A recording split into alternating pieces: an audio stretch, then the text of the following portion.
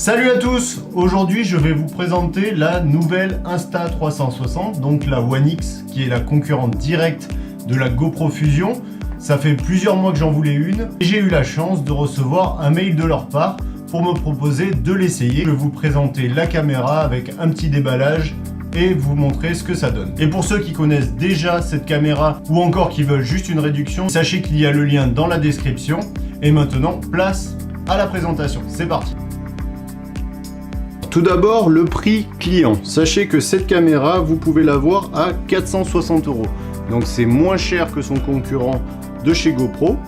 Et vous pouvez aussi l'acheter avec l'un des deux packs. Donc soit avec carte SD ou perche, ça vous revient à 475 €. Ou encore le pack premium complet à 490 €. Dans le lien que je vous mets dans la description, vous avez en plus de la réduction, la perche offerte. Et maintenant, place au déballage. Alors première partie, la caméra avec la batterie et l'accessoire Bullet Time pour vous la jouer à la Matrix. Ensuite, vous avez la housse de protection avec sa petite sangle, des stickers, les manuels qui servent généralement à pas grand chose. Vous avez 3 câbles de téléphone avec les différentes prises. Et enfin, le câble pour l'ordinateur. L'accès batterie se fait sur le côté, l'accès SD se fait en dessous. Elle a aussi l'avantage d'avoir une fixation universelle, donc autant fixer un adaptateur type GoPro que tous les accessoires avec vis universelle. Alors cette caméra n'est pas étanche, mais sachez que vous avez deux boîtiers, un boîtier appelé Venture et un boîtier appelé Dive, qui vous permettent de protéger la caméra ou encore d'aller sous l'eau. Au niveau du poids, on est sur une caméra assez légère puisqu'elle fait que 114 grammes. Alors je vous conseille de prendre la perche parce que c'est une perche qui a une fixation universelle, donc vous pouvez l'utiliser aussi pour votre GoPro. Et son gros avantage, c'est qu'elle est hyper extensible.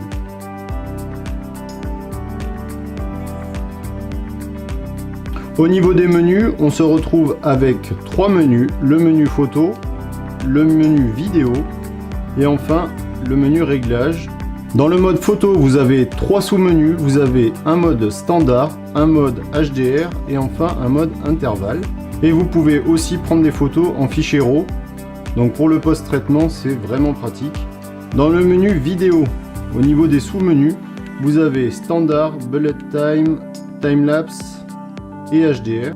Et au niveau de la qualité, vous êtes en 5,7K. Il faut savoir que la GoPro Fusion est en 5,2K. Et vous êtes en 30 images par seconde, que ce soit en 5,7 ou en 4K. Vous pouvez faire 50 images par seconde en 4K ou encore 100 images par seconde en 3K. Vous avez aussi le mode log, c'est-à-dire que vous pouvez filmer en fichier brut. Donc pour la post-prod, ça c'est pratique. Et pour plus de réglages, sachez que vous pouvez vous connecter directement à l'application. En parlant de l'application, voilà ce que ça donne. Donc actuellement, la dernière de chez Insta360 a quelques soucis au niveau de l'application. Je pense que ça va être résolu très rapidement. Mais par exemple, le Samsung se connecte parfaitement dessus. Par contre, mon Asus a du mal. Alors par chance, vous pouvez connecter directement l'application avec le câble. Alors l'avantage de cette application, c'est que vous pouvez tout faire dessus. C'est-à-dire que vous pouvez prévisualiser, vous pouvez changer les réglages, vous pouvez voir ce que vous avez photographié ou filmer et vous pouvez ensuite télécharger et utiliser directement votre fichier pour faire un micro-montage. Maintenant que je vous l'ai déballé, que je vous ai montré ses settings et son application, il n'y a plus qu'à aller tester ça. C'est parti.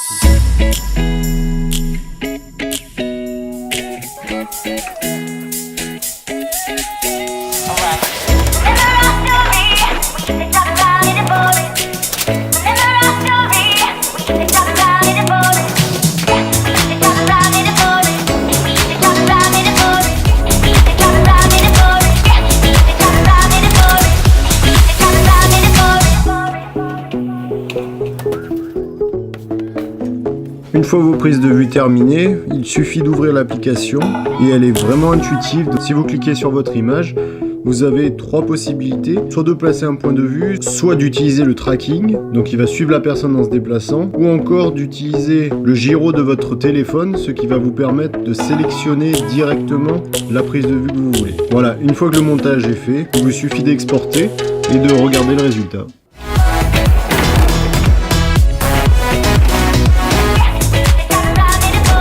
Il y a un truc vraiment énorme de chez Insta360, c'est que tous leurs fichiers sont déjà prêts à l'emploi. C'est-à-dire que vous n'avez pas besoin d'exporter et de faire la fameuse opération Stitch qui consiste à prendre vos deux sphères et les fusionner pour vous faire un fichier rectangulaire pour l'éditer. Chez Insta360, il est automatiquement généré. Donc ça vous fait gagner du temps et ça vous évite de faire deux exports et donc de réduire la qualité. Voilà, j'espère que cette description vous a plu. Si vous voulez une réduction, c'est dans la description. Sinon, dans la prochaine vidéo, on va parler des fichiers 360, comment les utiliser sur votre ordi. Même si vous avez un ordi qui n'est pas hyper puissant, sachez qu'il y a des solutions. Donc je vous ferai un petit tuto pour vous montrer sur Premiere Pro comment ça se passe en utilisant les proxys. Donc si vous voulez voir cette prochaine vidéo, n'hésitez pas à vous abonner et à la prochaine. Ciao ciao!